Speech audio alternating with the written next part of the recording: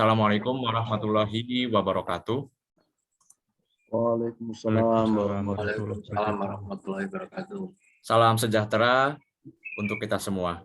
Yang terhormat Bapak Dr. Heri Cahyono, MSI selaku Ketua Program Studi Geografi Fakultas Ilmu Sosial Universitas Negeri Semarang. Yang terhormat Bapak Pradika Adi Wijayanto, SPD MPD selaku Pembina Hima Geografi Fakultas Ilmu Sosial Universitas Negeri Semarang. Yang terhormat Bapak Profesor Dr. Juhadi MSI selaku pemateri pada acara diskusi keilmuan 1.0 ini. Yang saya hormati para peserta diskusi keilmuan 1.0 yang telah hadir pada acara pagi hari ini. Tak lupa juga saya ucapkan selamat datang kepada peserta diskusi keilmuan 1.0 dengan topik urgensi mitigasi bencana banjir rob Kota Semarang melalui edukasi sadar bencana.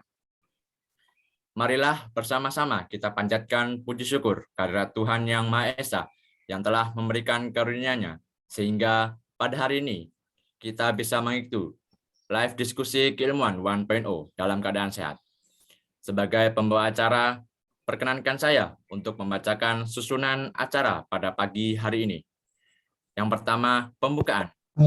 Yang kedua, menyanyikan lagu Indonesia Raya. Yang ketiga, sambutan-sambutan. Yang keempat, acara diskusi. Yang kelima, penyimpulan kegiatan diskusi. Dan yang keenam, ada penutup. Hadirin yang saya hormati, untuk acara yang pertama adalah pembukaan. Marilah kita buka acara diskusi keilmuan 1.0 ini secara non-formal, yang nantinya akan dibuka secara formal oleh Bapak Dr. Heri Cahyono MSI dengan bacaan basmalah. Bismillahirrahmanirrahim. Semoga acara diskusi keilmuan 1.0 pada pagi hari ini diberikan kelancaran tanpa suatu halangan apapun. Untuk acara yang kedua adalah menyanyikan lagu Indonesia Raya. Hadirin dimohon untuk bisa mendengarkan dengan khidmat.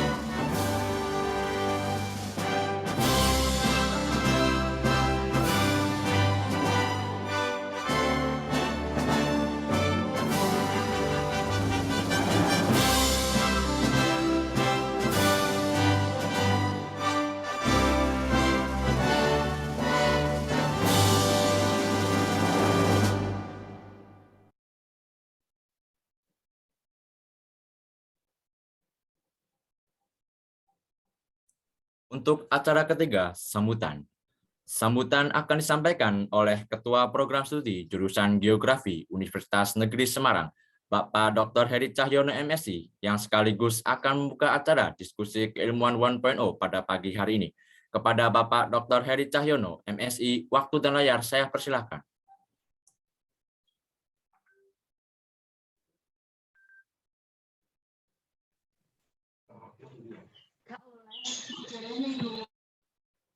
Assalamualaikum warahmatullahi wabarakatuh.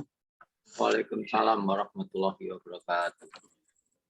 Yang saya hormati Bapak Profesor Dr. Juhadi MSI selaku narasumber ya yang nanti akan menemani diskusi keilmuan.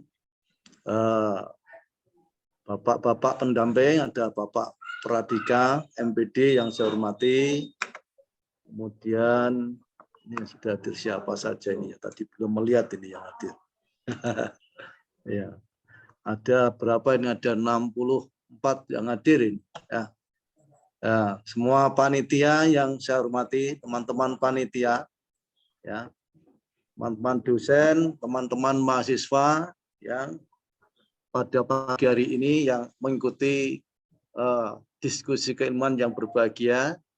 Mungkin juga ada dari mahasiswa dari luar jurusan geografi yang saya banggakan pula. Sebelumnya marilah kita panjatkan puji syukur kehadirat Allah Subhanahu wa taala yang telah memberikan nikmat dan karunia-Nya sehingga pada pagi hari ini yang relatif cerah ini kita bisa bertemu dalam rangka acara diskusi keilmuan ya, yang berkaitan dengan mitigasi bencana rob yang ada di Kota Semarang. Bapak Profesor Juwadi yang saya hormati selaku narasumber dan teman-teman mahasiswa, mohon maaf ini saya sampaikan pada Bapak narasumber dan juga teman-teman mahasiswa dan semua yang hadir. Untuk pagi hari ini sebenarnya mau dibuka oleh Bapak Ketua Jurusan, Bapak Dr. Caturana MSc, tapi kebetulan Pak Dr. Caturana ada acara sehingga menghubungi saya untuk membuka acara ini begitu ya. Jadi pertama mohon untuk dimaafkan karena beliau ada tugas lain gitu yang tidak bisa ditinggalkan. Oke. Bapak narasumber dan teman-teman mahasiswa yang berbahagia, alhamdulillah pada pagi hari ini kita ada acara diskusi keilmuan yang merupakan acara ilmiah yang perlu kita uri-uri ya. Karena diskusi keilmuan itu berarti menunjukkan bahwasanya aktivitas keilmuan yang ada di jurusan geografi ini berarti masih berjalan, masih tumbuh berkembang ya. Dan ini merupakan suatu wahana yang patut kita kita uri-uri, kita junjung tinggi, bahkan kita kembangkan di masa yang akan datang. Saya ucapkan terima kasih pada teman-teman panitia dan mahasiswa yang telah merencanakan, mempersiapkan pelaksanaan diskusi keilmuan ini, ya, sehingga acara ini bisa berlangsung. Semoga acara pada pagi hari ini nanti bisa berlangsung dengan baik, terutama teman-teman mahasiswa.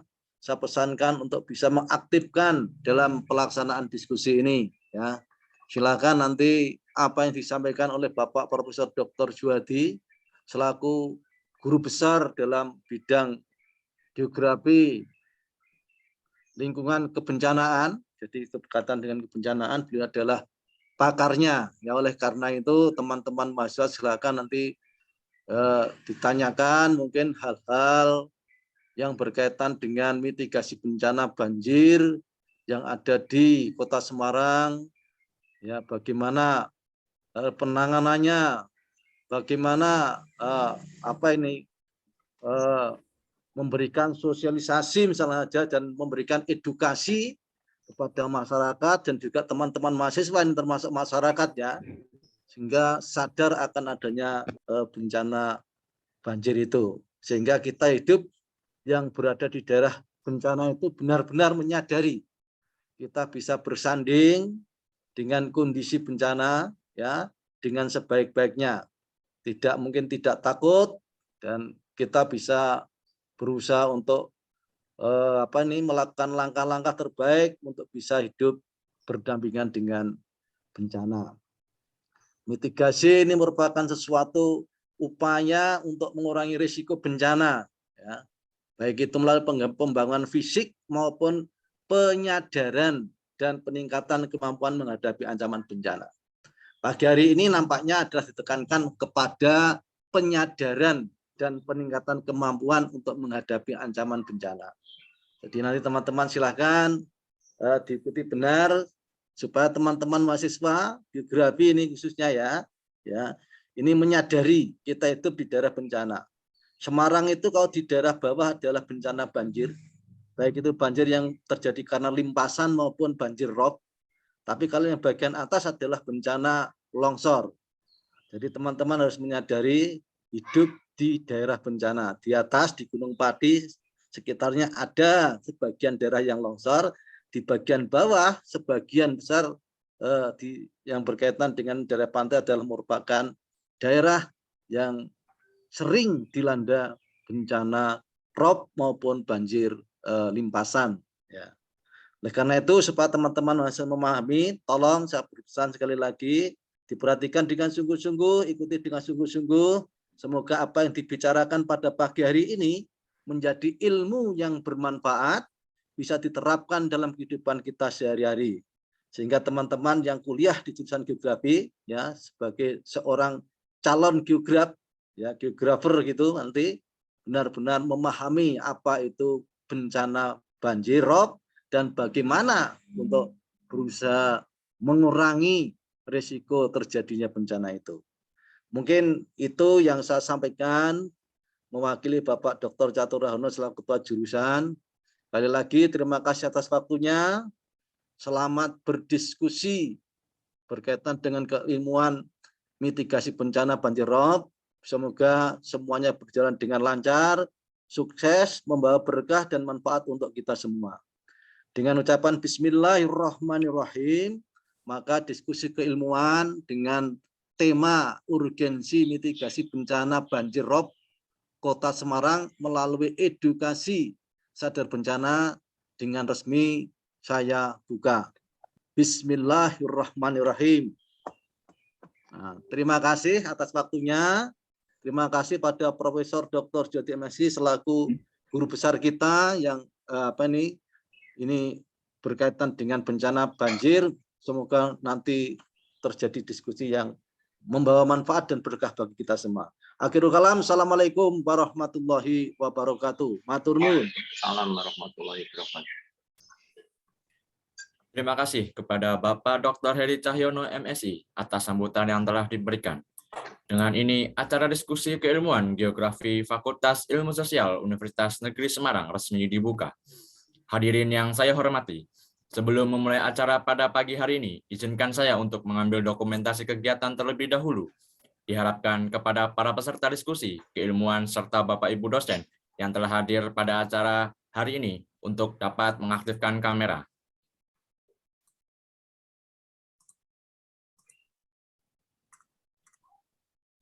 Joshua Vincent Arisa masih tertutup kameranya.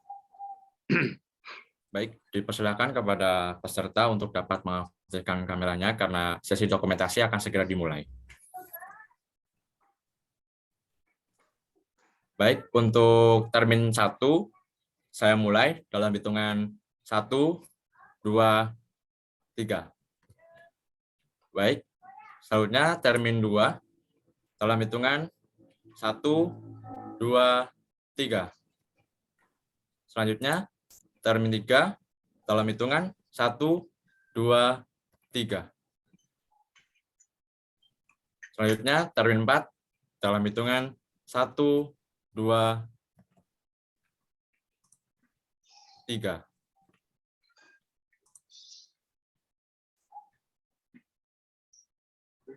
Baik, setelah sesi dokumentasi, acara selanjutnya yaitu acara inti, pelaksanaan diskusi keilmuan 1.0.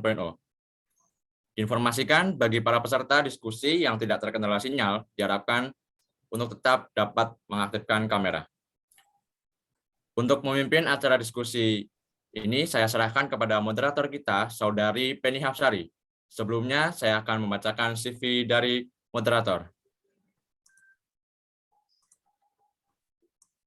Baik, sebelumnya, moderator apakah sudah bergabung dalam room Zoom? Ya, sudah bergabung. Halo, baik. Bagaimana Kak Penny kabarnya pada hari ini? Alhamdulillah, baik. Oke, alhamdulillah ya. Apakah sudah siap memimpin acara diskusi keilmuan pada pagi hari ini, Kak? Insya Allah sudah siap.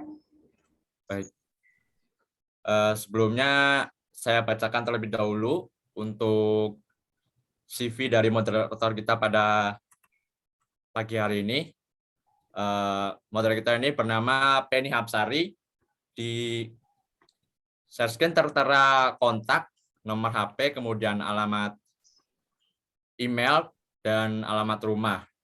Pendidikan SMA Negeri 2 Sragen pada tahun 2020, kemudian Universitas Negeri Semarang, Fakultas Ilmu Sosial, jurusan Geografi, tahun 2021, dan sekarang sudah menyelesaikan semester 2 dan ingin ke semester 3. Kemudian organisasi yang pernah diikuti oleh moderator adalah Pramuka SMA Negeri 2 Sragen sebagai Psikiat Operasional pada tahun 2020, kemudian sekarang mengikuti organisasi Hima Geografi UNES sebagai staf ahli Biro Komunikasi dan Informasi pada tahun 2021. Baik, itulah CV dari moderator kita. Selanjutnya kepada Saudari Penny Hapsari, waktu dan layar saya persilahkan.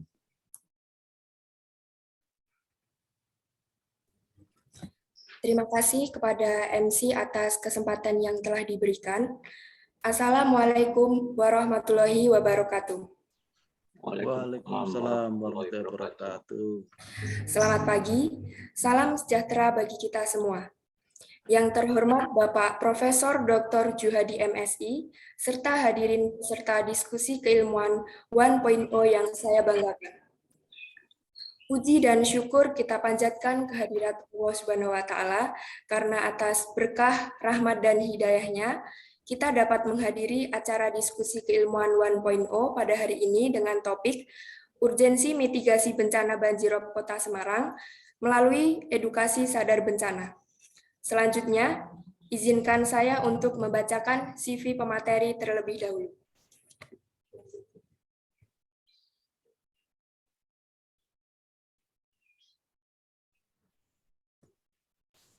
Profesor Dr. Juhadi MSI, beliau memiliki jabatan sebagai Profesor golongan 4. Beliau lahir di Kudus 3 Januari 1958. Alamat kantor yaitu Kampus UNES, Gedung C1, Lantai 1, Sekaran, Gunung Pati, Kota Semarang. Teman-teman dapat menghubungi beliau melalui email yaitu juhadigeo@mail.unes.ac.id. Beliau menempuh sarjana pendidikan geografi di Institut Keguruan dan Ilmu Pendidikan Semarang, atau sekarang dikenal dengan Universitas Negeri Semarang, lulus pada 1983.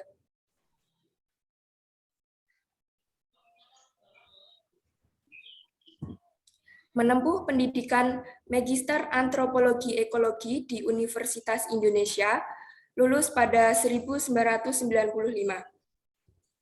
Pendidikan Doktor Geografi di Fakultas Geografi Universitas Gadjah Mada, lulus pada 2013. Kemudian beliau menempuh program sandwich di Institut für Geography Innsbruck University Austria, lulus pada Januari 2010. Dapat dilihat, berikut merupakan pengalaman penelitian beliau dalam 10 tahun terakhir. Untuk pengalaman penelitian pada tahun 2021, beliau memiliki judul penelitian Pemetaan Potensi Produk Unggulan Desa dengan Web-based Data Sharing pada UMKM di Kabupaten Wonosobo, Jawa Tengah sebagai ketua, dan juga pengembangan konsep desain pembelajaran IPAS terintegrasi literasi dan numerasi di jenjang sekolah dasar sebagai anggota. Lanjut.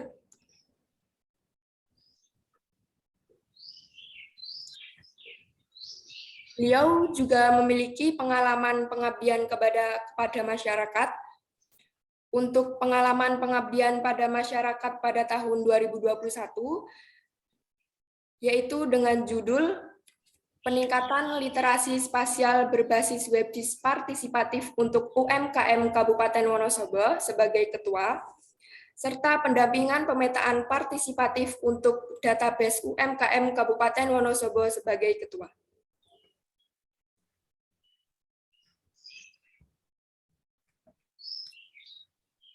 Kemudian berikut merupakan publikasi artikel ilmiah dalam jurnal nasional internasional dalam 5 tahun terakhir.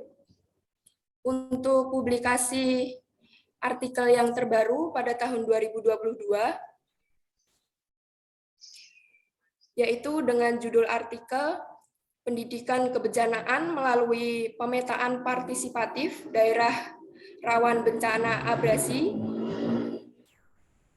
Sarang, Jawa Tengah, dan juga The Study of Anthropogenic Disturbance on Geophysiogenic Process at the Lower Slope of Mount Ungaran, Indonesia. Estudo da Perturbação Antropogenica na Vertente Inferior do Mount Ungaran, Indonesia.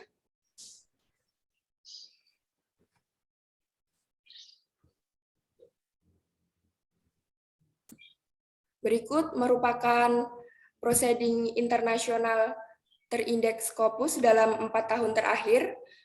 Untuk yang terbaru pada tahun 2021 dengan judul Numerical Study of Tidal Run-Up and Inundation Impact Using Logical Tools dan eQual, serta Participatory Mapping of Tsunami Evacuation Routes Case Study of Karangbenda Village, Cilacap Regency. Kemudian beliau juga memiliki karya buku. Berikut merupakan karya buku beliau dalam 4 tahun terakhir. Lanjut.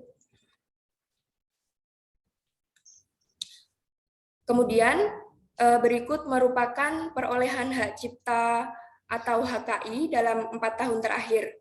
Untuk luaran penelitian atau PKM yang terbaru, yaitu pada tahun 2022, dengan judul WebGIS Partisipatif UMKM dengan CodeMap Prototype, dan juga media sisir bumi atau simulasi sirine gempa bumi untuk media peringatan dini bagi siswa berkebutuhan khusus.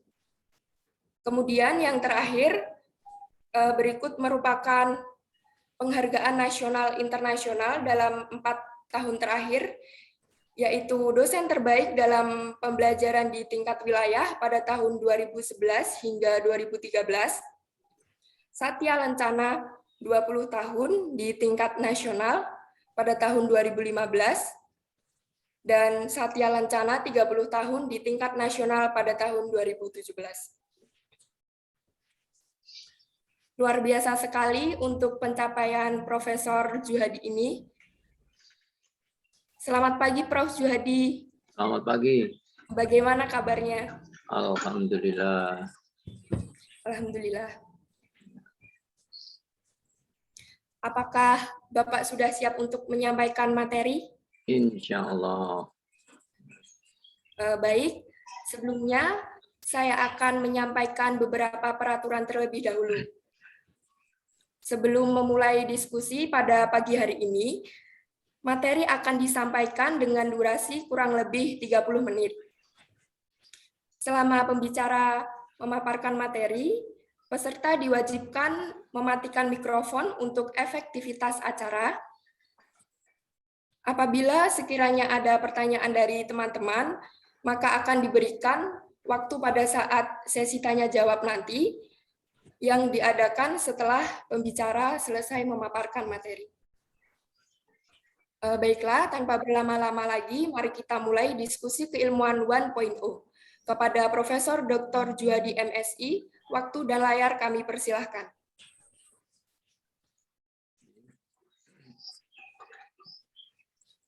Yes, Assalamualaikum warahmatullahi wabarakatuh. Waalaikumsalam warahmatullahi wabarakatuh. A'udzubillahi minasyaitonirrajim. Bismillahirrahmanirrahim. Ala asrofil anbiya'i wal mursalin wa ala alihi wa sahbihi ajmain, amma ba'du. Yang saya hormati Pak Dr. Hedi Cahyono sebagai Ketua Prodi Geografi UNES. Yang saya hormati Mas Radika, ya, MPD sebagai Pembina Hima Geografi, kemudian saudari moderator, serta seluruh panitia dan seluruh hadirin peserta diskusi pada pagi hari ini.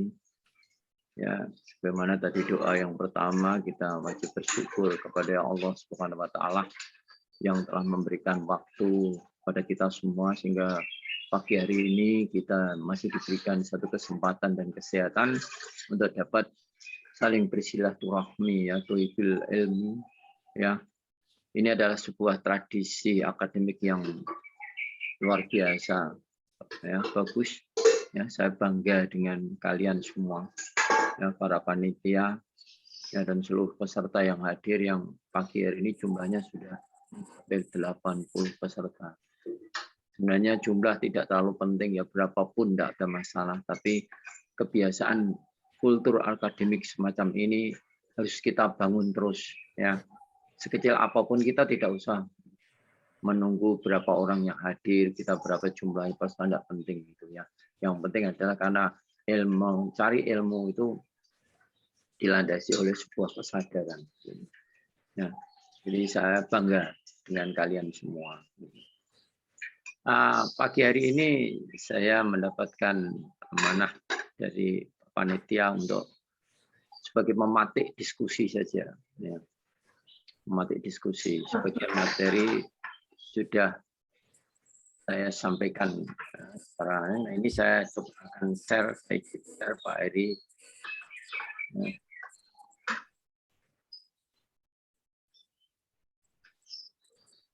Mana sudah bisa di keluar ya? Sudah, Bapak. Jadi, terima kasih. Nah. Ya, sebagaimana tema yang diminta oleh panitia tentang urgensi mitigasi bencana banjir rob Kota Semarang melalui edukasi sadar bencana. Ini saya tidak merubah redaksinya, saya hanya copy paste di panitia. Ya. Materi ini hanya sekedar sebagai mematik diskusi saja, nanti kita kembangkan di dalam. Ya, saya tidak banyak akan bicara tentang terlalu dalam. Karena persoalan mitigasi atau persoalan bencana ini sudah sering dan sangat sering dibicarakan di dalam forum-forum baik secara luring maupun daring gitu ya. Saya khawatir nanti para peserta bosan itu mendengarkan itu. Oleh karena itu saya mencoba mengangkat beberapa isu-isu yang mungkin insya Allah jarang didiskusikan di forum-forum online. Gitu. Ada dua isu penting dalam konteks mitigasi bencana, terkhususnya terkait dengan ROB Kota Semarang ini. Ya, sebagaimana kita ketahui bersama bahwa Kota Semarang ini agak unik gitu dibandingkan kota-kota lain. Ya, walaupun fenomena ROB ini sekarang sudah meluas di seluruh kota di Pantura, ya, pantai utara Jawa, dan di beberapa daerah di luar Jawa, terutama daerah-daerah yang berada di tingkat pesisiran. Saya kira ketika kalian diskusi di dalam kegiatan perkuliahan itu sudah mendapatkan pencerahan dari Bapak Ibu dosen ya dalam diskusi itu. Di sini saya ingin sampaikan beberapa pokok penting yang barangkali saya berharap ya diskusi-diskusi semacam yang kita lakukan ini mempunyai nilai tambah baik untuk pengetahuan kita maupun juga untuk nanti ke depan bagaimana implementasinya. Jadi tidak sekedar hanya dibicarakan saja gitu ya. Dibicarakan selesai, bicarakan selesai. Yang terjadi kan seperti itu gitu ya. Wacana. Sebelum mencapai sana, kita ketahui bersama bahwa yang namanya Kota Semarang ini adalah kota yang cukup besar sebagai ibu kota Provinsi Jawa Tengah. Ini luasnya itu sekitar 3.073 sampai sekitar itulah kilometer persegi. Yang secara pertemuan itu sekarang sudah 16 wilayah. Ketika saya pertama kali masuk Kota Semarang tahun 77, itu Semarang itu masih 9 kecamatan. Semarang Utara, Semarang Selatan, Semarang Barat, kemudian Semarang Timur, Semarang Tengah, itu aja. Kemudian terus berkembang. Ini sesuai dengan perkembangan demografi di situ. Nah, di sini mulai pertumbuhannya sangat pesat. Pada awal tahun-tahun 70-an, 77, 80, saya itu belum mengenal istilah yang namanya ROP. Nah, waktu itu, saya waktu S1 tadi di biodata oleh Mbak moderator tadi dikatakan ya, itu. Saya itu lulus, saya itu alumni IKIP Semarang. Ya, Pak Heri ini IKIP Semarang juga. Pak Heri ini dulu juga pernah ya bersama dengan saya waktu di ya, ini dia termasuk mahasiswa senior dulu ya Pak Heri itu. Itu bimbingan saya dulu itu ya. Sampai di kakak sampai terakhir KKN itu saya yang bimbing itu kebetulan. Waktu itu masalah ROP itu belum viral seperti sekarang gitu ya. Ini penting diketahui oleh para peserta seminar karena kalian semua itu kan mungkin gini kan generasi belakangan ini gitu ya. Dan ternyata Semarang ini mendapatkan ancaman bencana yang cukup luar biasa. Ini sudah berapa kerugian yang ditimbulkan oleh karena bencana ROP ini. Bagaimana tadi saya ketahui, saya sampaikan bahwa sebenarnya istilah ROP itu sebenarnya istilah yang sangat unik gitu di Semarang.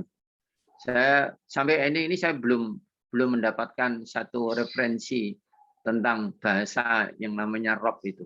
Asal mulanya juga saya belum dapat itu. Tapi kemudian sekarang sudah mulai viral itu ROP gitu ya. Yang terjadi ya hampir sekarang meluas di semua kawasan pesisir di Pulau Jawa, tidak hanya Kota Semarang sekarang. Yang dulunya ya belum banyak kita kenal. Waktu itu ketika saya menjadi dosen pembimbing PPL di Pekalongan, Kota Pekalongan, yaitu di SMA Negeri 2 Pekalongan. Mungkin Kota Pekalongan ada. Saya waktu itu daerah sekolahnya itu bersih, rapi, tidak masalah. Sekarang daerahnya sudah tergenang ROP, bahkan sampai setengah meter. SMA Negeri 2 itu. Jadi demikian perkembangan ROP itu luar biasa. Dan di Kota Semarang itu hampir 95% itu merupakan kawasan padat yang terendam oleh ROP.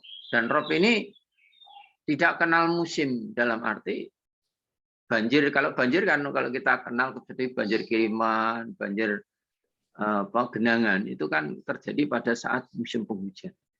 Tapi ROP ini bisa terjadi dalam setiap bulan, terutama pada bulan mati maupun bulan purnama.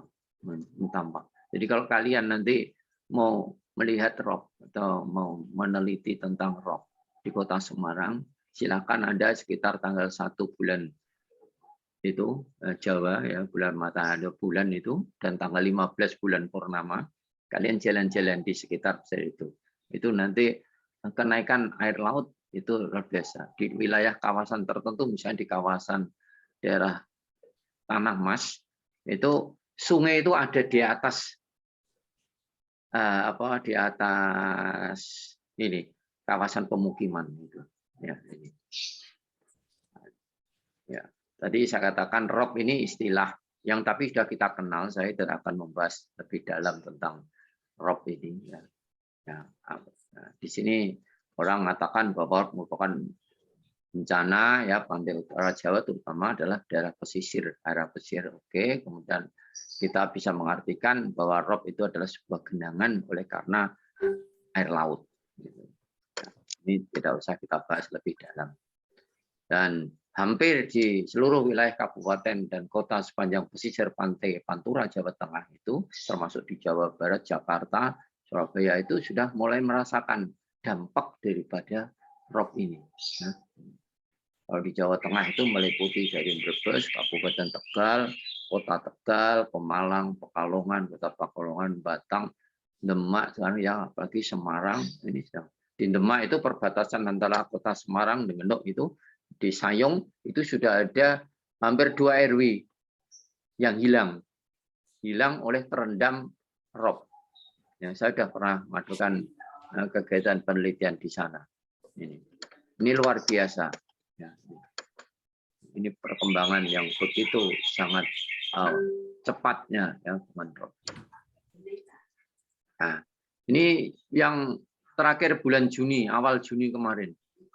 Ya, karena dipicu oleh gelombang laut, kemudian itu hampir merendam sebagian kota Semarang.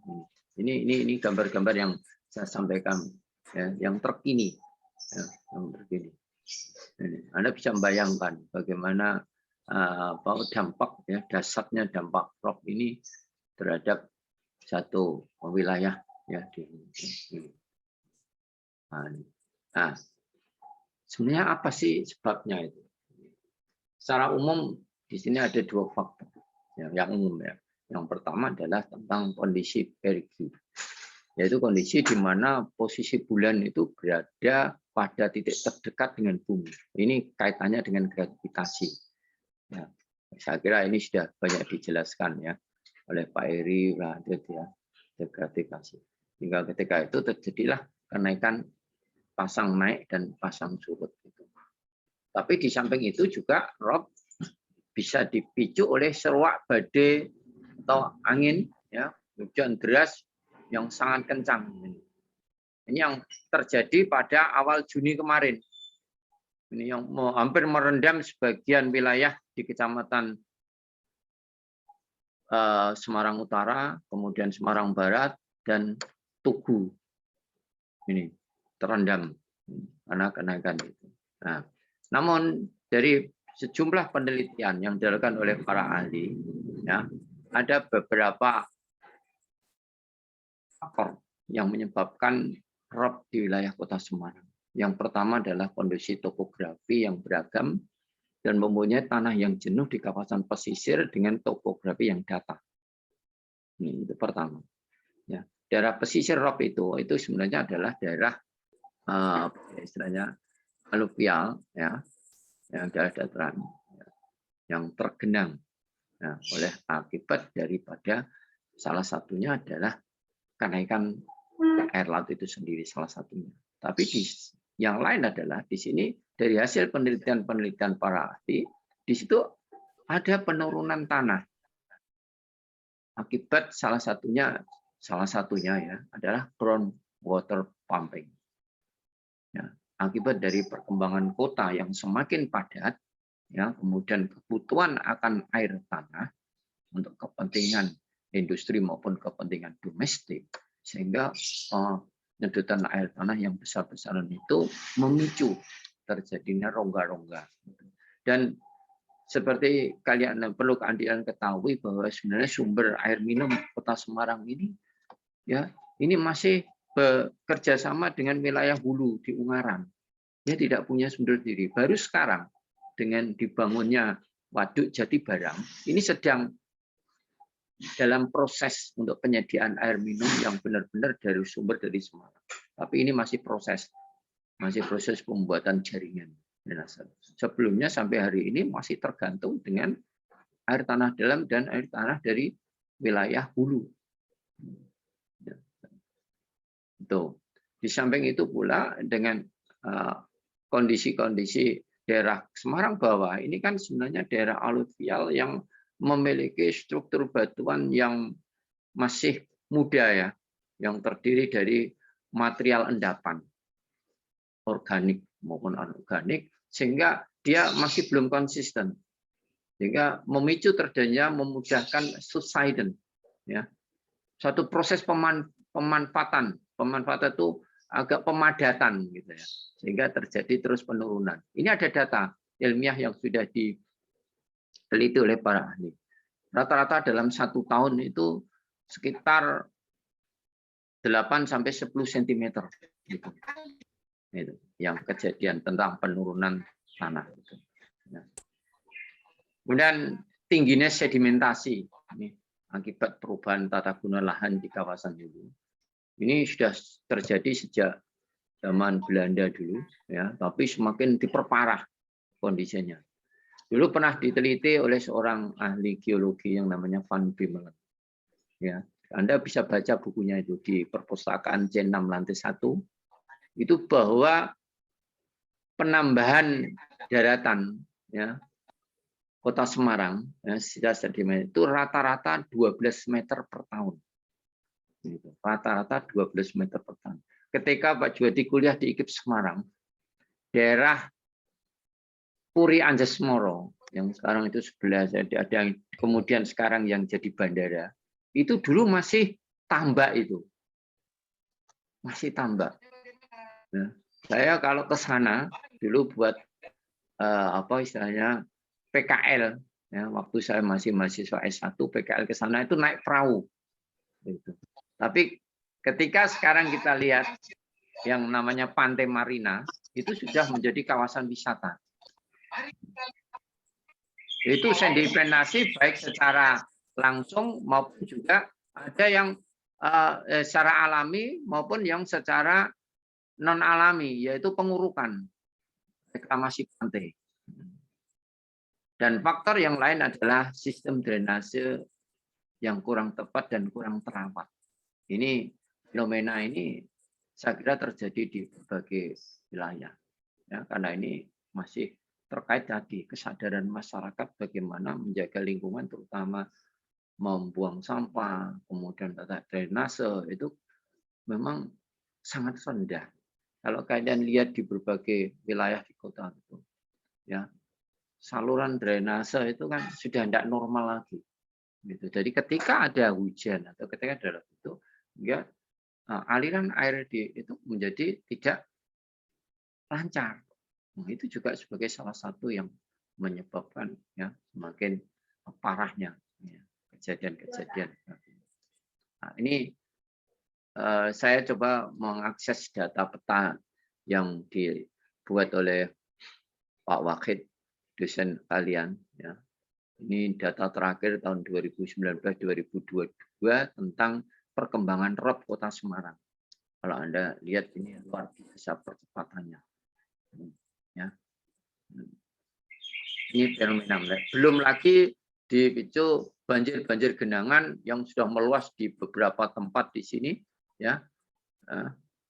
Ini juga data tahun 2022 oleh karena pengaruh hujan kiriman maupun oleh karena genangan. Ini juga bisa menambah semakin parahnya jadi bencana banjir dan rob di Kota Semarang. Ini adalah penampakan fakta-fakta yang perlu saya sampaikan. Nah, saya ingin fokus. Saya ngambil 2 model mitigasi, yaitu mitigasi yang sifatnya struktural dan mitigasi yang sifatnya non-struktural. Saya sengaja mengangkat ini karena isu ini secara langsung saya berhubungan dengan ide yang dikembangkan oleh seorang pakar, ya, teknik lingkungan, seorang pakar sipil yang namanya Pak John Wirawan. Ya, itu dulu saya membantu beliau untuk menyiapkan peta-peta. Dia punya ide namanya Giant Sea. Ini sebagai wujud. Dia melihat Kota Semarang, kasus Kota Semarang itu, ya, dan melihat adanya tol, adanya ROP. Itu kalau kita atasi dengan cara-cara yang biasa, misalnya dengan tanggul, dengan yang kecil-kecil, memperbadal dengan pompa dan lain sebagainya, itu tidak signifikan.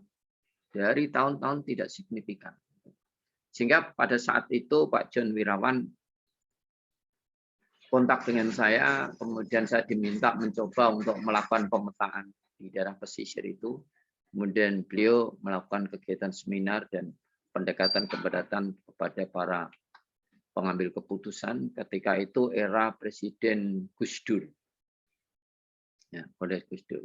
Kita mencoba melakukan sosialisasi itu, tentang ide Giant Sea. Ini mungkin ide yang menurut saya ya spektakuler, ya. Ini. Dia mencoba mengangkat bahwa persoalan ROP ini, ya, di Kota Semarang itu tidak mudah diatasi hanya dengan misalnya memperbaiki drainase, karena kondisinya yang memang secara fisik itu cukup berat.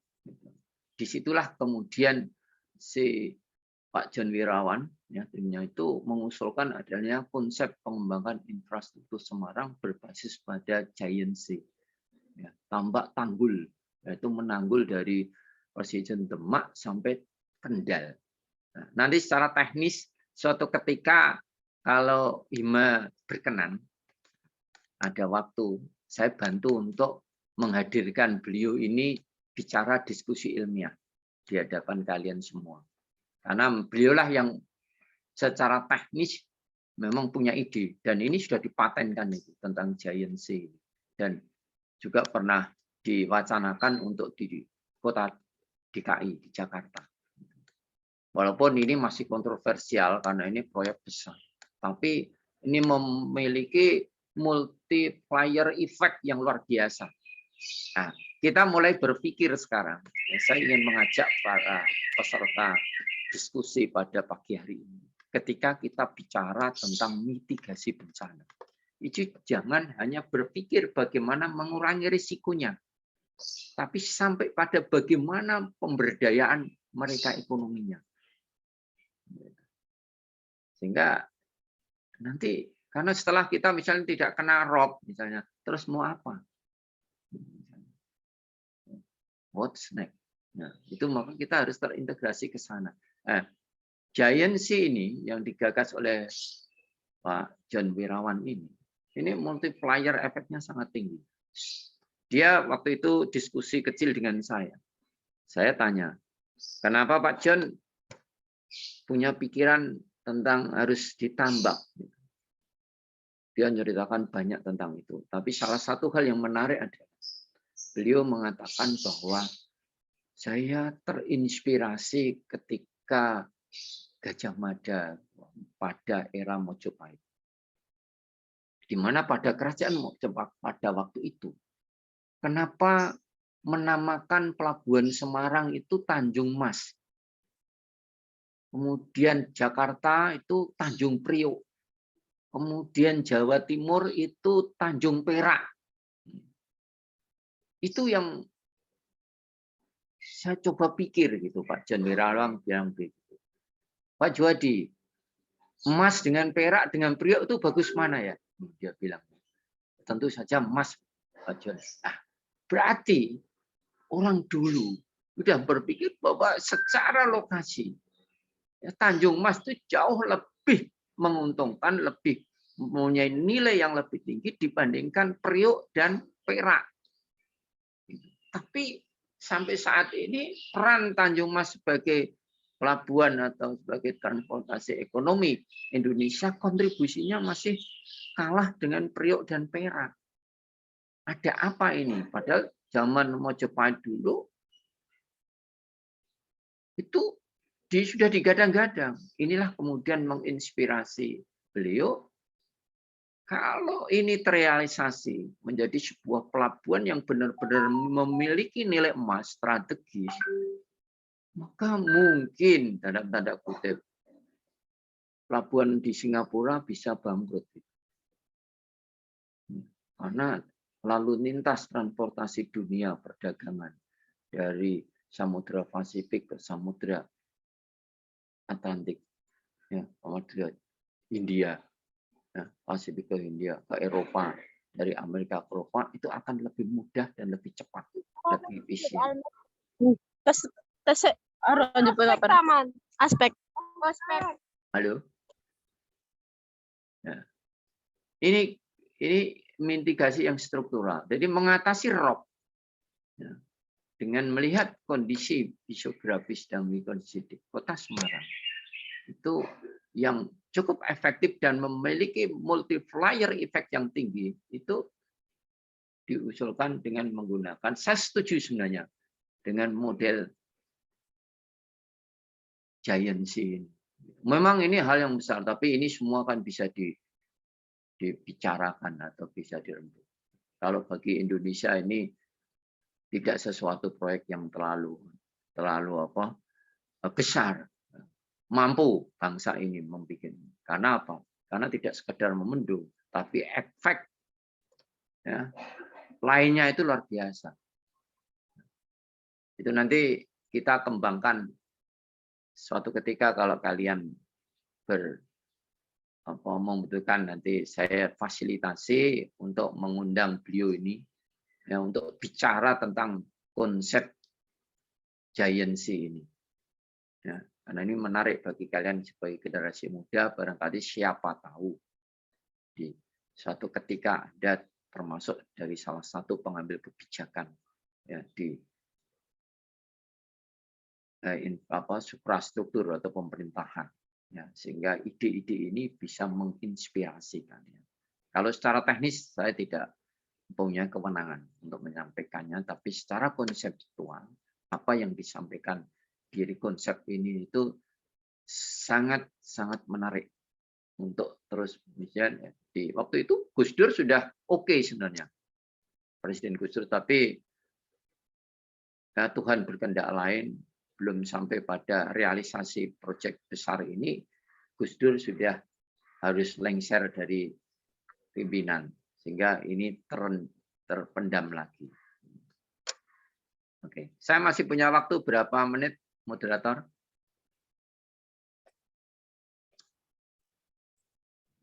Kurang 4 menit lagi, Prof. 4 menit ya. Konsep giancy ini oleh John Swirawan ini adalah sebuah teknologi dam lepas pantai. Dia membendung lautan dengan tanah yang dikeruk dari sungai, kemudian tanah digunakan untuk membendung yang mencapai 4.250 hektar teknik, terus dan lain sebagainya, sehingga nanti daerah bekas bendungan itu nanti dia dijadikan sebagai reservoir, itu danau buatan yang nanti menjadi air tawar. Nah, ini kegunaannya luar biasa.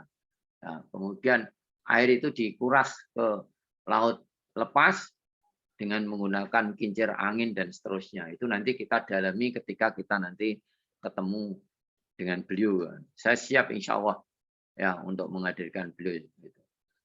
Ya, karena kebetulan rumahnya di Semarang. Yang non struktural ini, upaya penyadaran yang dilakukan oleh berbagai pihak, baik pihak pemerintah maupun para NGO, ya, LSM dan lain sebagainya, melalui sosialisasi dan macam-macam, itu sebenarnya kan jangka pendek. Dan itu menyadarkan seseorang atau masyarakat ya, akan masalah kebencanaan ini. Ini tidak sebab kita bayangkan, tidak seperti membalikkan telapak tangan.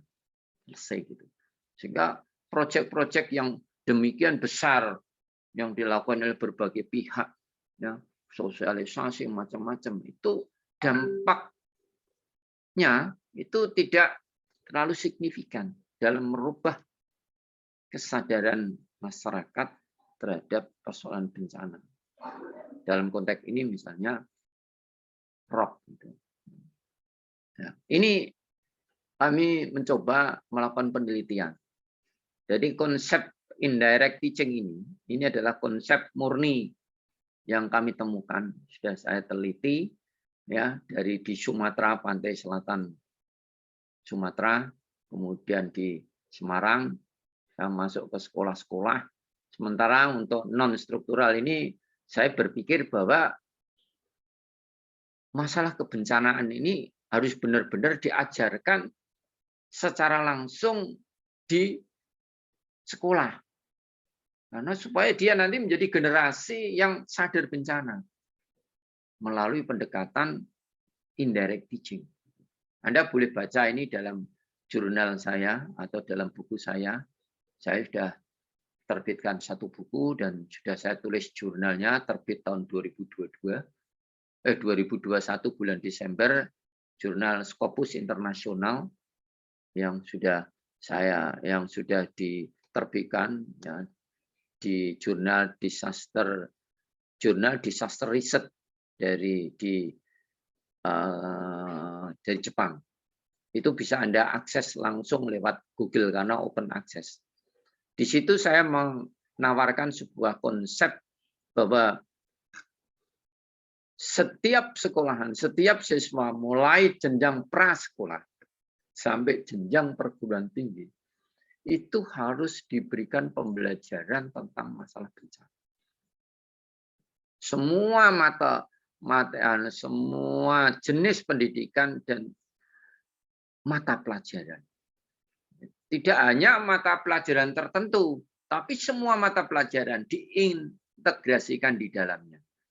Saya sudah memberikan satu contoh prototipenya, bagaimana mengajarkan bencana di mata pelajaran matematika, mata pelajaran fisika, mata pelajaran menyanyi, mata pelajaran olahraga, IPS, ekonomi, bahasa.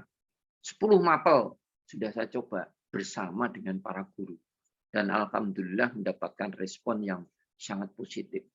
Sehingga sekarang tinggal sosialisasikan. Gitu. Saya menerbitkan jurnal dan menerbitkan satu buku. Gitu.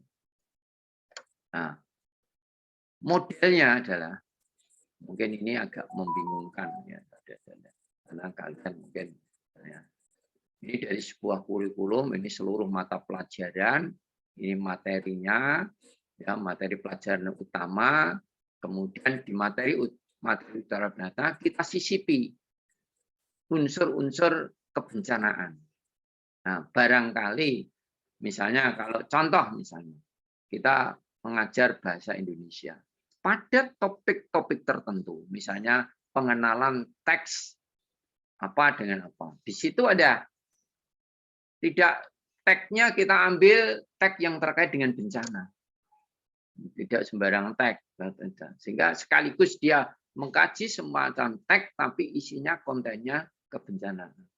Nah, yang menarik yang Anda bisa pahami nanti adalah ini. Nah, ini matematika misalnya. Dia bicara tentang tema persamaan eksponensial. Ya, persamaan eksponensial. Kemudian dia sajikan ini. Tapi yang digunakan sebagai contoh itu tentang bencana COVID-19. Nanti setelah usai dari diskusi ini silahkan YouTube ini dibuka YouTube ini. Ini seorang siswa yang cukup terkenal ini waktu itu dia juara Olimpiade Matematika Internasional. Ya, tahun 2020 dia menjadi duta Olimpiade pembawa bendera di Tokyo waktu itu. Dia sempat ini mencoba mengajarkan persamaan eksponensial dengan menggunakan kasus bencana COVID-19. Ini Anda bisa nanti memodifikasi di geografi, tentang kasus rob misalnya. Gunung erupsi, misalnya erupsi. Saya menarik guru di salah satu guru fisika, dia setelah saya kasih beberapa contoh itu, dia bisa menjelaskan tentang fenomena gaya berat, gaya geser dengan memanfaatkan letusan erupsi Merapi. Kecepatan, panas, dan lain sebagainya. Jadi konten pelajarannya tetap, tetapi contoh-contohnya itu terkait dengan kebencanaan. Nah, untuk itu nanti silahkan baca sedikit contoh kecil di dalam buku yang sudah saya terbitkan. Ya. Saya kira itu sebagai pematik diskusi, barangkali nanti bisa dikembangkan di dalam diskusi yang lebih lagi. Demikian waktu saya kembalikan kepada saudari moderator. Terima kasih. Assalamualaikum warahmatullahi wabarakatuh. Waalaikumsalam warahmatullahi wabarakatuh. Terima kasih atas materi yang sudah disampaikan oleh Profesor Dr. Juhadi MSI. Semoga dari materi yang sudah kita simak dan dengar tadi dapat bermanfaat bagi kita semua. Baiklah, acara selanjutnya yaitu sesi tanya-jawab. Bagi para peserta yang ingin mengajukan pertanyaan, bisa disampaikan melalui kolom chat atau berbicara langsung dengan menggunakan fitur raise hand setelah moderator mempersilahkan penanya. Untuk format bertanya yaitu dengan menyebutkan nama dan asal instansi, dilanjutkan dengan pertanyaan. Kita mulai untuk sesi tanya-jawab. Bagi peserta yang ingin bertanya, dipersilahkan.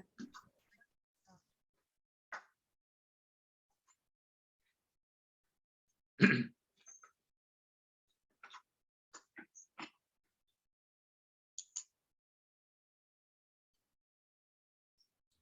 Baik, Ah. untuk Muhammad Rahman bisa langsung open mic. Permisi, Mas Muhammad. perkenalkan nama saya Muhammad Rahman Hadiansyah, saya dari jurusan Geografi Universitas Negeri Semarang angkatan 2020, Pak.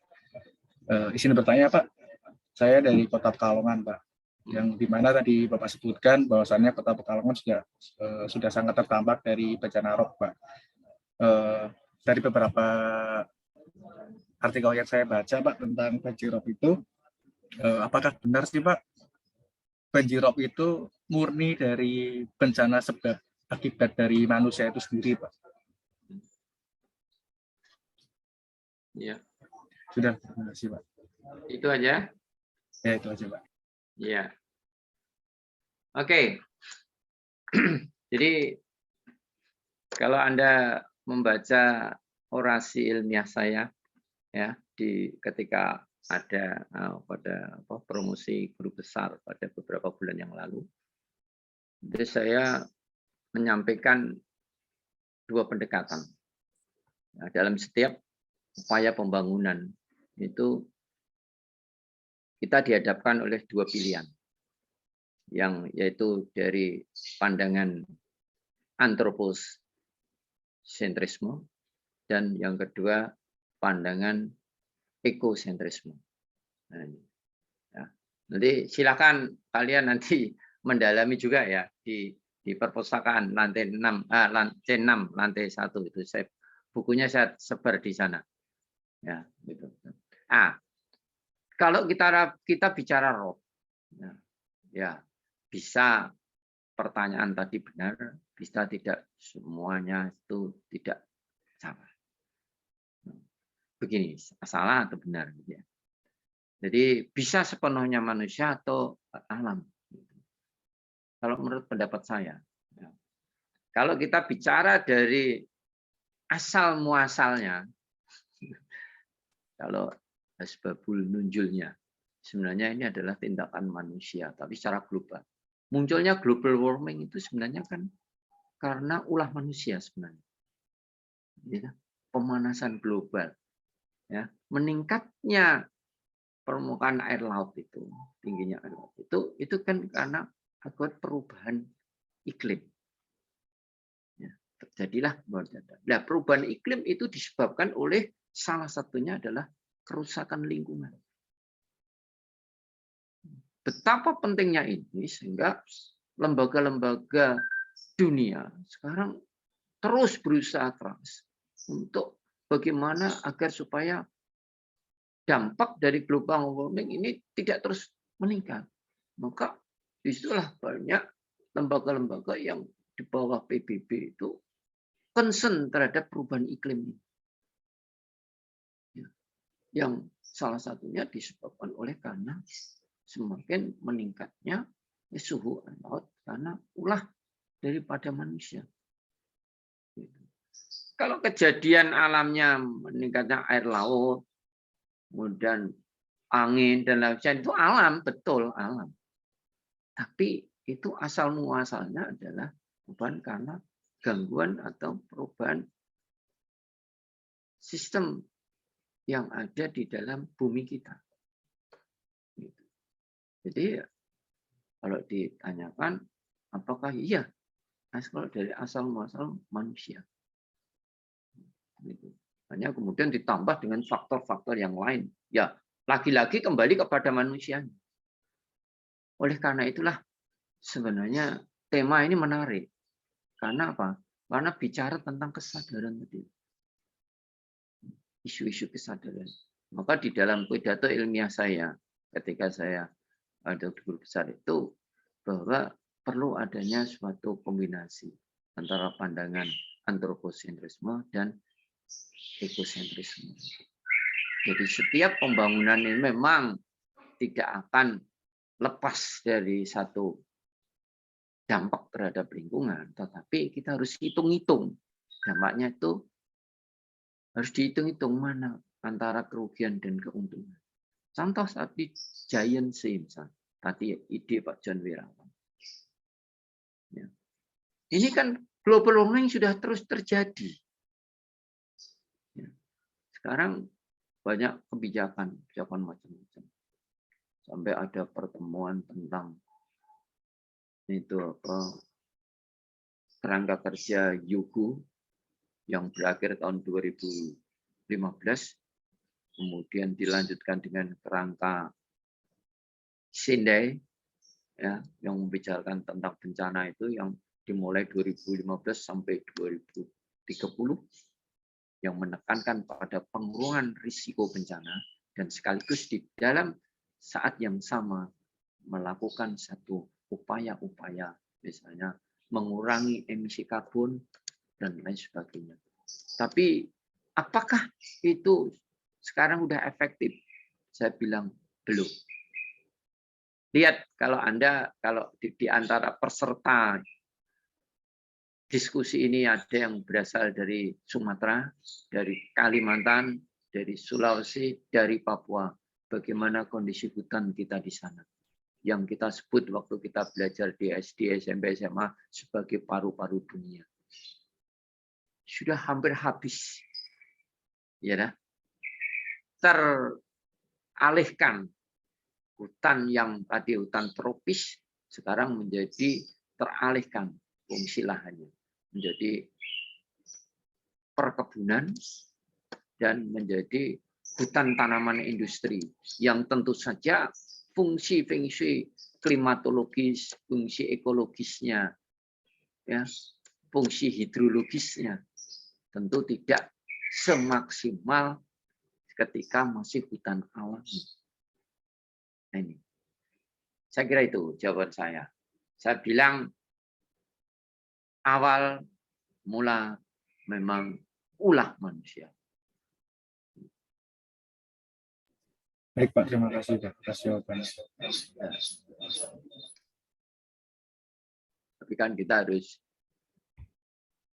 berupaya, jadi tidak harus menyerah, karena kita diberi ilmu, diberi akal. Silakan dilanjut. Baik, untuk penanya selanjutnya, Saudara Maulana Akbar Sodikin untuk open mikrofon. Ya, terima kasih moderator. Izin bertanya Prof mengenai tindakan pemerintah dalam menangani banjirop khususnya di daerah Semarang kan membangun tol Tanggul Laut Semarang Demak ya. Apakah hal tersebut akan memperparah mengenai penurunan tanah khususnya di wilayah sekitar Semarang itu, Prof? Ditambah lagi dengan adanya kenaikan muka air laut yang dikarenakan pemanasan global. Lalu dengan pembangunan tol Tanggul Laut tersebut, apakah itu juga akan mengancam kehidupan yang ada di sekitar hutan mangrove?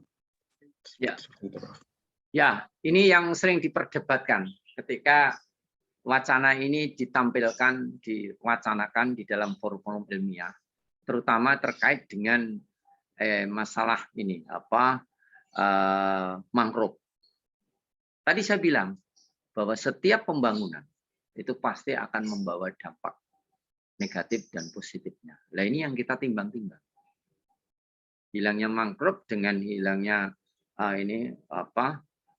korban bencana manusia dan di kota itu, mana untung ruginya di mana? Gitu. Itu diperhitungkan untung ruginya.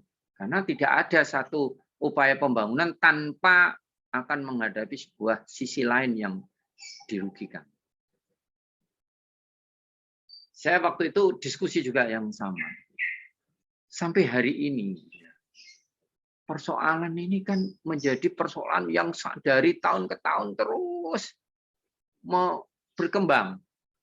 Berapa kerugian yang ditimbulkan oleh rob ini, baik secara fisik, non-fisik. Belum lagi persoalan lingkungan yang lain. Saya membayangkan ide John Wirawan ini, dia membendung, kemudian menguras keluar, kemudian hasil kurasan itu terisi air sehingga drainase menjadi lancar, kan gitu sederhananya ya. Drainase dari sungai-sungai itu masuk ke bendungan tadi menjadi lancar, sehingga jadi air tawar. Air tawarnya itu bisa digunakan untuk air minum, bisa digunakan untuk perikanan, bisa digunakan untuk macam-macam. Kemudian untuk pelabuhan, di sebelah itu ada pelabuhannya tentu saja pelabuhan yang besar, yang dikoneksikan ke Cilacap, pelabuhan alam. Itu konsepnya. Nah, tapi dalam konteks ini multiplier efeknya apa? Macam-macam. Bisa wisata, bisa ekonomi, usaha, jadi pelabuhan internasional, macam-macam. Secara detail mungkin akan lebih baik nanti Hima punya agenda di semester depan atau apa, nanti kita hadirkan ini Pak John Wirawan untuk bicara lebih detail. Tapi ide dasarnya saya pribadi, cara berpikirnya saya setuju. Gitu. Itu. Tapi kalau masalah kerugian dan sebagainya, ya tentu saja pasti ada dari sisi tertentu mangrove dan lain sebagainya akan dikorbankan beberapa. Tetapi pengorbanan itu apakah setimpal dengan selama ini yang kita alami?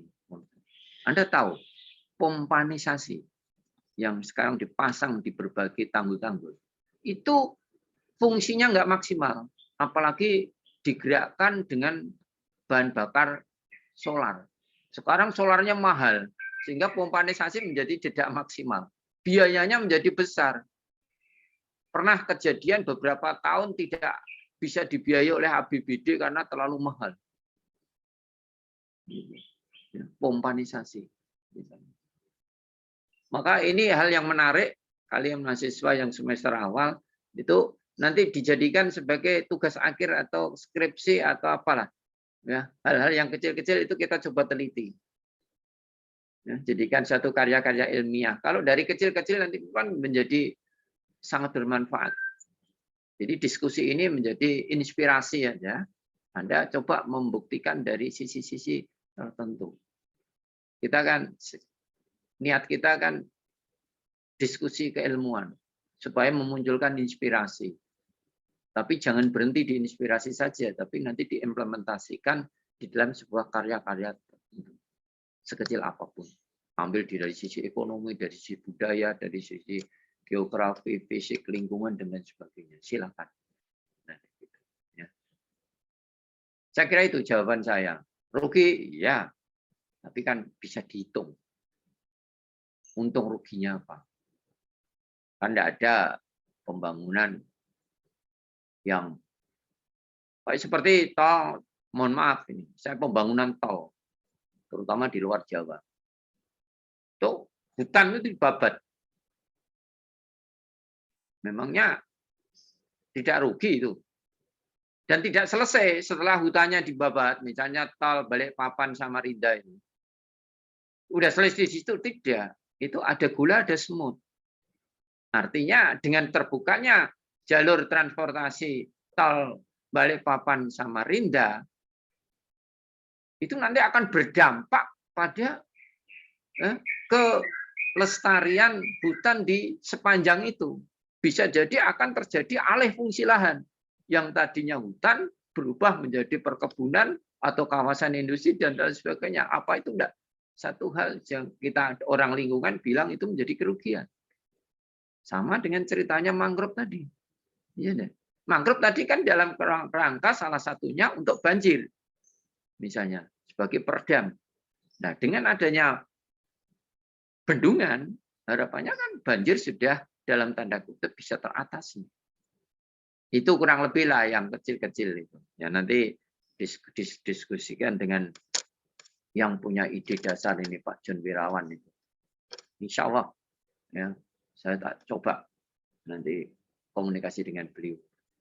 Hal-hal yang bersifat teknis loh ya. Kalau saya sih konsepnya oke dan setuju. Ya, saya kira itu Mas. Siapa tadi? Maulana. Ya, terima kasih Prof. Ya. Baik, selanjutnya untuk penanya ketiga, Maidika Rizky Astuti, boleh on mic. Baik, terima kasih moderator untuk waktunya. Saya Maidika Rizky Astuti dari Universitas Negeri Semarang, Prodi Geografi Angkatan 2021. Izin bertanya, Prof. Iya. Mengapa banjir rob tidak termasuk ke dalam jenis bencana menurut Perka BNPB nomor 2 tahun 2012? Padahal banjir rob ini sudah mengganggu kehidupan dan penghidupan manusia. Bahkan banjir rob ini kan sudah berdampak gitu pada timbulnya korban dan kerugian. Ya, terima kasih Mbak Maidika. Ini saya malah baru dengar ini. Perka itu yang menyatakan bahwa rob itu tidak menjadi bencana. Kalau kita kembali lagi kepada konsep bencana, ya, dalam Undang-Undang Nomor 27 tahun 2000, Undang-Undang Nomor berapa yang tahun 2007 itu, Undang-Undang Nomor 24 tahun 2007 kalau nggak salah tentang bencana itu ya. Bahwa bencana itu kan dibagi menjadi dua, bencana alam dan bencana non alam. Sesuatu dikatakan bencana manakala kejadian itu dapat membawa dampak, ya, kerugian, baik itu kerugian jiwa manusia maupun kerugian harta benda. Itu bencana. Nah, sekarang kalau kita tarik rob ini di Kota Semarang khususnya atau di Pantura pada umumnya, itu membawa kerugian harta benda dan jiwa enggak? Kan gitu. Sepanjang itu, menurut pendapat saya, rob sampai saat ini masuk bencana sudah bencana. Tadi masa ini enggak bencana? Masa ini enggak bencana? Ini enggak ada kerugian ya, misalnya. Ini enggak ada kerugian. Coba berapa infrastruktur jalan, kendaraan, ban ini. Ini sama aja banjir biasa, banjir bandang, banjir genangan, banjir kiriman. Ya. Ini. Saya kira Perka kalau memang itu betul, ya mungkin nanti bisa direvisi lagi. Entah berlaku apa tidak, saya belum cek itu. Ya. Mohon maaf, diulangi lagi Perka nomor berapa itu? Mbak Maidika, Perka nomor berapa? Saya nanti cek. Perka nomor 2 tahun 2012, Prof. 2012. Ya. Kalau kita mengacu pada undang-undang tentang bencana, ya, Undang-Undang Nomor 24 tahun 2007 tentang kebencanaan, maka sesuatu dikatakan bencana manakala dia itu bisa menimbulkan kerugian harta benda maupun jiwa. Itu intinya di situ. Sepanjang itu salah satu atau dua-duanya, yaitu bencana. Misalnya ada gunung meletus di tengah samudra, dan itu tidak berdampak pada lingkungan secara signifikan maupun dampak pada kehidupan manusia, itu bukan bencana. Tetapi kalau rob, lihat gambar aja di sini. Nah, ini bencana. Ini orang yang sedang mengungsi nih. Anda bayangkan rumahnya kayak apa. Kemarin kan sampai 1 meter. Ya, nanti kita cek lagi tentang keberadaan Perka ini apakah masih atau sudah dicabut atau diperbarui dengan Perka baru. Karena 2012 saya yakin itu rob di Kota Semarang itu sudah sekitar 2000-an. Korbannya udah banyak sekali. Udah wilayah yang terendam, yang sekarang rumahnya yang tadinya jendela sekarang jadi pintu, ya. Jendela jadi pintu, atap sekarang sudah jadi lantai. Ya, itu Anda coba observasi ke wilayah-wilayah terdampak rob itu. 1 RW itu di perumahan Pondok Raden Patah, perbatasan antara Genuk dan Sayung, itu sudah jadi laut sekarang. Saya naik ke situ itu naik perahu, yang ada itu hanya sisa-sisa tembok aja. 1 RW lebih sekarang malah. Anda sekali-sekali piknik ke sana sama Pak Pradika, ya, dengan Pak Pradika nanti jalan-jalan melihat sana. Nah, orang geografi itu harus senang keliling-keliling lihat. Nah, nanti kemudian dijadikan diskusi gitu di sana. Saya kira sementara itu Mbak Maidika ya. Nanti saya cek juga perkara itu apa benar apa yang disampaikan oleh Mbak Medika. Baik, terima kasih, Prof. Baik, selanjutnya untuk Saudara Pratama Belva untuk on mic. Baik, selamat siang Pak Juhadi dan teman-teman yang lain. Saya Pratama Belva Chandra, berkuliah di Prodi Geografi Universitas Negeri Semarang Angkatan 21. Jadi pertanyaan saya adalah terkait dengan rancangan ini ya, konsep pengembangan infrastruktur Semarang. Itu kan ada yang namanya mau dibikin mau dibuat dataran baru sama landasan pasu sepanjang 4 km itu ya. Itu saya berpikir itu kan berarti kan kalau tidak salah kan itu pasti ada tanah reklamasi atau tanah urukan di situ. Ya. Benar kan Pak? Jadi ini yang saya tahu itu Demak itu akan berdampak ke Demak, ke Kabupaten Demak yang mana akan menerima banjirop yang lebih intens lagi. Karena Demak itu lokasinya itu dia di dekat istilahnya dia di daerah Bay, daerah Teluk itu dia lebih ke timur dan arahnya lebih di atas daripada Semarang itu. Nah, jadi dia akan menerima lebih banyak air laut yang itu terrefraksi dari wilayah Semarang tersebut. Nah, jadi menurut Bapak itu bagaimana? Apakah apakah memang daerah Demak dan sekitarnya itu mungkin akan dikorbankan begitu saja atau mungkin ada satu pandangan lain seperti itu, Bapak Juhadi. Terima kasih. Ya, terima kasih Mas Pratama. Ini saya sebenarnya tertarik dengan Mas Pratama Belvas nih. Pernah saya cari-cari. Saya kenal suara Anda ketika diskusi Prof. Yusafat. Iya enggak? Betul. Benar Pak. Benar Pak Juhadi, benar. Tapi kok saya nggak pernah ketemu kuliah dengan Anda itu ya. Kamu itu di program mana? Saya tanyakan pada dosen-dosen nih. Saya ingin diskusi dengan Anda karena kalau nanti diskusi dengan Anda ini barangkali akan bisa ada kelanjutan ya, akan berdampak karena pertanyaan-pertanyaan Anda yang terkait dengan persoalan-persoalan yang terkini seperti ketika kali Anda berdiskusi dengan Pak Yusafat waktu itu ya dah? Iya. Itu pertanyaannya menarik sekali itu. Termasuk hari ini ya. Iya, Pak.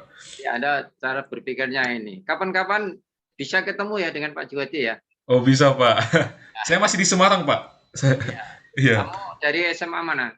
Aku dari SMA Metodis 3 Medan, Pak. Oke. Terima kasih ya.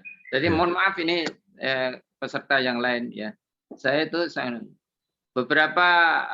kan punya kegiatan-kegiatan ya. Insya Allah minggu depan saya akan melakukan penelitian di Rembang Timur tentang abrasi. Minggu depan saya akan mengambil data spasialnya dengan foto udara. Itu ya, saya melibatkan 6 mahasiswa dan sekaligus direkognisi jadi MBKN nanti. Nanti kalau sudah MBKN, saya pengen banyak mahasiswa yang punya kepedulian ini, bukan pinternya, bukan ya, pinter itu relatif. Yang penting mau ada keinginan untuk itu ya. Nah, pertanyaan kembali ke sini ya. Nanti kapan-kapan menemui saya di C1 lantai 1 ya Mas Belvas ya. Baik Pak. Ya. Jadi begini, saya kira sebelum proyek dilakukan itu kan ada etika, ada undang-undang. Ya, misalnya ada studi yang namanya dampak lingkungan kan ya. Ada AMDAL-nya kan gitu ya. Tidak serta-merta.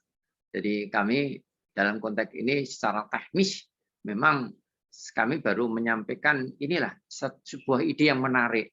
Apa salahnya kalau ini kemudian kita coba atau dicoba untuk didiskusikan lebih dalam dan sampai pada mungkin studi kelayakannya. Gitu. Termasuk dampak-dampak dan lain sebagainya seperti jawaban saya di semula. Kalau saya melihat secara umum saja, ya itu kan idenya sebenarnya dari Demak itu ada di daerah sekitar Sayung itu, ya, sampai ke pantai di Kendal gitu ya. Kalau saya dalam gambar ini Itu antara dari sini ya, misalnya. Mohon maaf. Wah, ini tadi gambarnya kan ada, itu sekitar dari sini. Nah, tadi ada gambarnya. Nah, sekitar sini. Kemudian air yang di sini, ini dikuras ke sini, dikurangi di sini, masuk di sini. Dan ini nanti menjadi jalan tol SAR. Gitu. Kemudian ini adalah air gitu ya. Tapi secara teknis nanti biarlah oleh yang berhak, kan bukan saya. Saya kan orang geografi. Tapi ketika menyiapkan peta tahun waktu era Gus Dur itu yang gambar saya. Waktu itu masih belum ada AKJIS, adanya Akinfo. Jadi Akinfo yang masih pakai skrip dalam dulu itu. Nah, itu gitu. Nah, yang pertanyaan Mas Belfast tadi kan di sini nih, kira-kira dampak itu. Jadi artinya apakah tidak kemudian membuat yang lain ada robnya jadi pindah tempat kan gitu ya istilahnya. Nah, itu yang nanti perlu dikaji. Tadi ulang itu. Perlu ada semacam data. Saya tidak bisa menjawab ke situ. Tapi pada dasarnya daerah Demak Gikan ini adalah merupakan daerah-daerah tambak.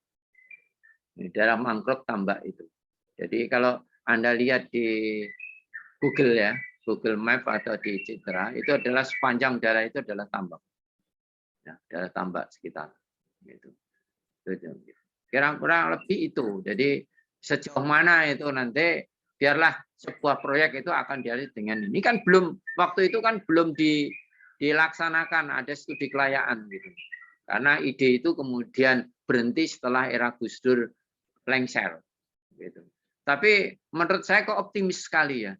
Optimis tentang ini karena dampak yang ditimbulkan itu luar biasa di khususnya Kota Semarang. Tapi dengan terbangunnya dam lepas pantai ini bukan berarti untuk kepentingan Kota Semarang, tapi untuk kepentingan nasional.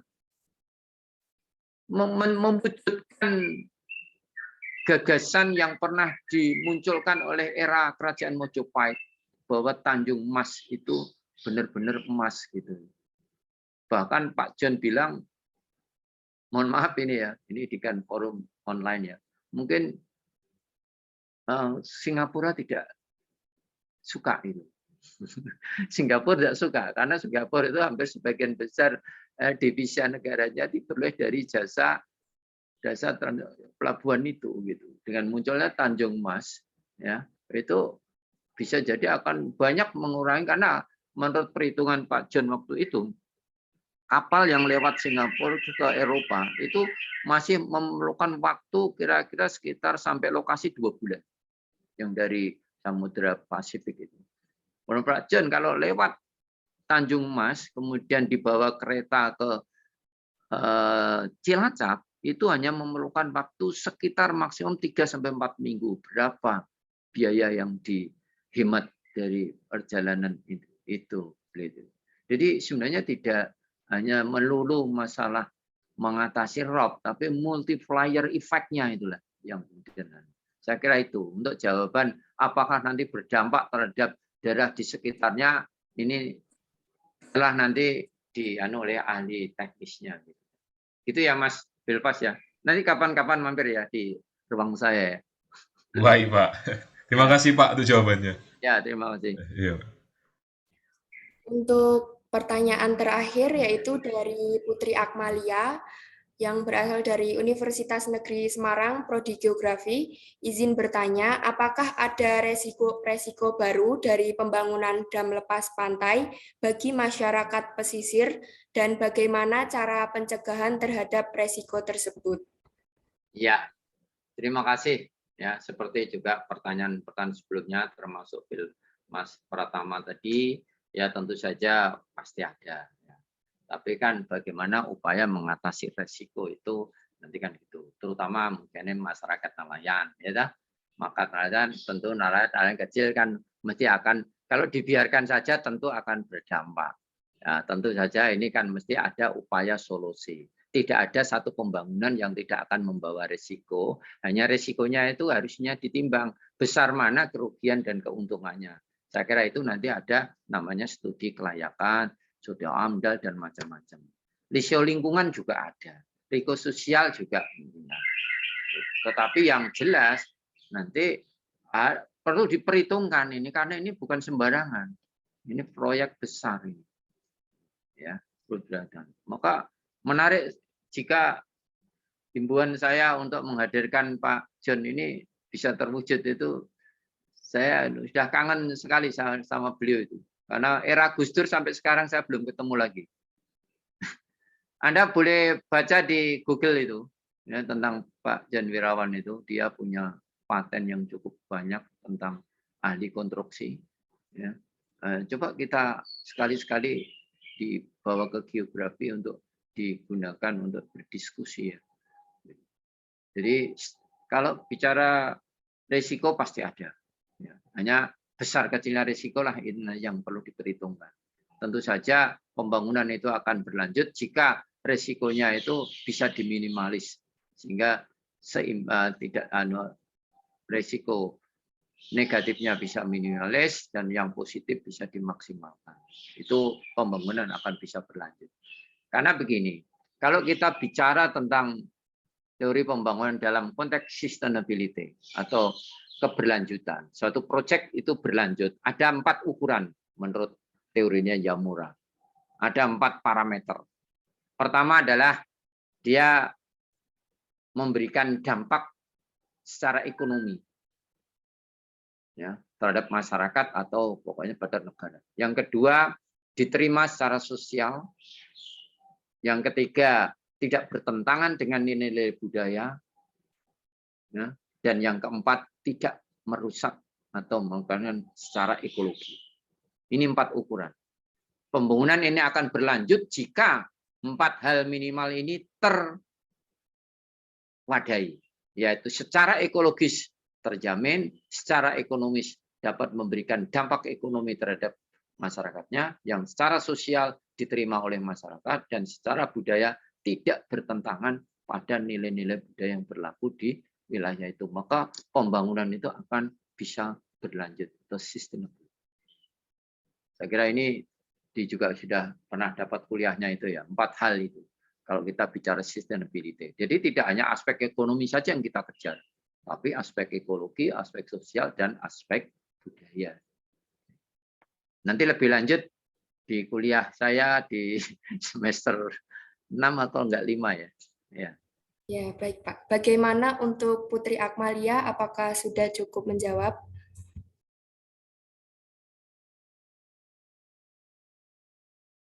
Nah, Putri udah pulang. Oke, untuk mohon maaf untuk yang belum berkesempatan bertanya, nanti bisa berkesempatan di diskusi keilmuan selanjutnya. Sesi tanya jawab saya cukupkan. Terima kasih kepada Profesor Dr. Juhadi MSI yang telah memberikan materi yang luar biasa. Sebelum kita mengakhiri sesi ini, izinkan saya untuk menyampaikan poin-poin penting dan kesimpulan dari materi yang telah disampaikan oleh Profesor Dr. Juhadi MSI. Kota Semarang mengalami pertumbuhan yang sangat pesat setiap tahunnya dari aspek demografis hingga aspek industri dan ekonomi. Kota Semarang juga merupakan salah satu kota besar yang memiliki tingkat ancaman bencana yang cukup tinggi, terutama adalah banjirop. Hampir seluruh wilayah kabupaten dan kota di sepanjang pesisir pantai utara, Jawa Tengah dilanda banjirop. Adapun beberapa penyebab banjirop antara lain kondisi perik dan peningkatan pasang air laut, lalu faktor yang menyebabkan rob di wilayah Kota Semarang semakin parah, salah satunya dikarenakan kondisi topografi yang beragam dan mempunyai tanah jenuh di kawasan pesisir dengan topografi datar.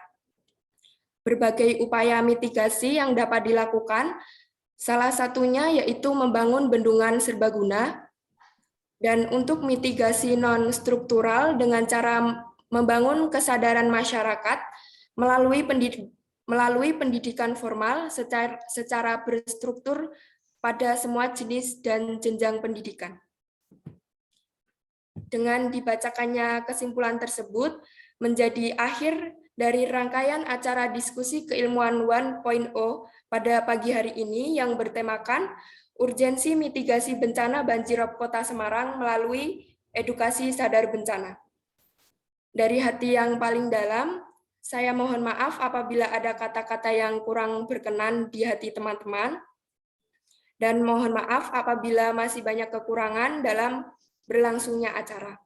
Semoga kita bisa bertemu lagi di lain kesempatan.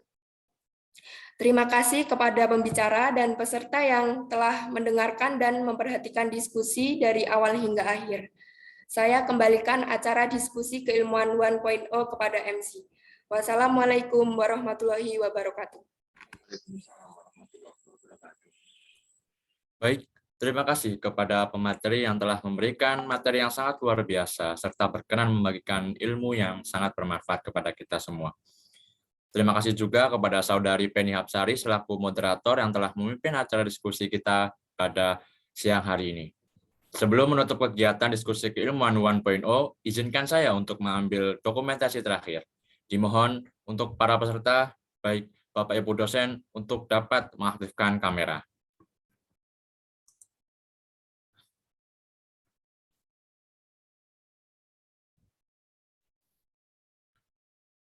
Baik, dipersilakan untuk peserta dapat mengaktifkan kamera.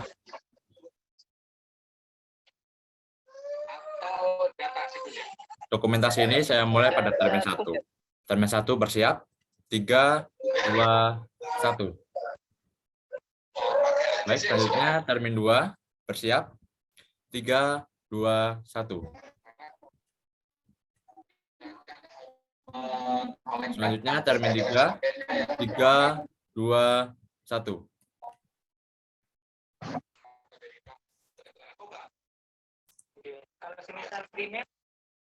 Baik, sampailah kita di penghujung acara. Marilah kita tutup acara diskusi keilmuan 1.0 Hima Geografi Fakultas Ilmu Sosial Universitas Negeri Semarang dengan mengucapkan hamdalah bersama-sama. Alhamdulillahirabbil alamin.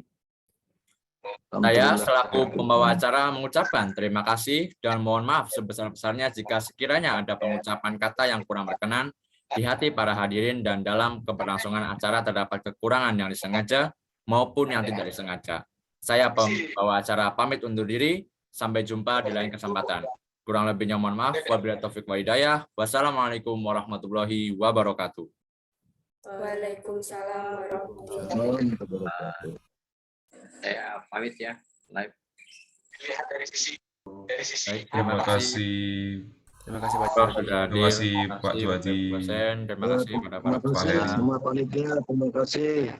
Selamat Iya. ya untuk semua panitia sudah jalan lancar. Terima kasih Pak. Terima kasih Saya pada mohon MC izin. dan moderator. Terima kasih pada Pak Radika, Pak Heri, dan Pak Juhadi.